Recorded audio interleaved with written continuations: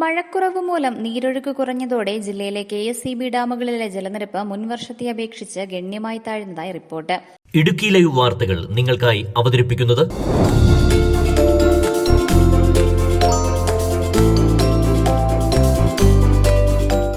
ഇടുക്കിയിലെ പ്രധാന ഡാമുകളിലെല്ലാം 30% താഴെ മാത്രമാണ് നിലവിൽ ജലനിരപ്പുള്ളത്. ഇതോടുകൂടി വൈദ്യുതിയുടെ ആഭ്യന്തര ഉൽപാദനം KSEB വെട്ടിക്കുറച്ചു.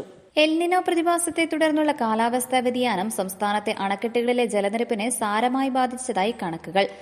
ഇതുമൂലം ഇത്തവണ മഴയുടെ അളവിൽ ഗണ്യമായ കുറവുണ്ടായിരിക്കുകയാണ്. വൈദ്യുതി വകുപ്പിന് കീഴിലുള്ള സംസ്ഥാനത്തെ അണക്കെട്ടുകളിൽ ജലനിരപ്പ് താഴ്ന്ന നിലയിൽ തുടരുന്നതിനാൽ ആഭ്യന്തര വൈദ്യുതി ഉൽപാദനം വെട്ടിക്കുറച്ചു. കഴിഞ്ഞ ദിവസങ്ങളിൽ 10 ദശലക്ഷം യൂണിറ്റിൽ താഴെയായിരുന്നു ആഭ്യന്തര ഉൽപാദനം. പല അണക്കെട്ടുകളിലും ജലനിരപ്പ് ക്രമാതീതമായി കുറഞ്ഞിരിക്കുകയാണ്. ഇതാണ് വൈദ്യുതോൽപാദനം ഗണ്യമായി കുറയ്ക്കാൻ ഇടയാക്കിയിരിക്കുന്നത്. ഇടുക്കിയിൽ 2321 അടിയാണ് ഇന്നലത്തെ ജലനിരപ്പ്. സംഭരണശേഷിയുടെ 24%. മൺസൂൺ സീസൺ ആരംഭിച്ച് ജൂൺ 1-ന് 2316 അടിയായിരുന്നു ജലനിരപ്പ്. സംസ്ഥാനത്ത് വൈദ്യുതി വകുപ്പിന് കീഴിലുള്ള എല്ലാ അണക്കെട്ടുകളിലുമായി നിലവിൽ 21% വെള്ളം മാത്രമാണുള്ളത്. കുണ്ടള 13, മാട്ടുപ്പെട്ടി 14, ആനീറങ്കൽ 12, പൊന്മുടി 32, നേരിയമംഗലം 60, ലോവർ പെരിയാർ 59 എന്നിങ്ങനെയാണ് വിവിധ അണക്കെട്ടുകളിലെ ജലനിരപ്പ്. ഭേദപ്പെട്ട മഴ ലഭിച്ച കഴിഞ്ഞ വർഷം ഇതേ ദിവസം 2346 അടി വെള്ളമാണ് ഇടുക്കി ജലസംഭരണിയിലുണ്ടായിരുന്നത്. Idukki live news Nedumkandam.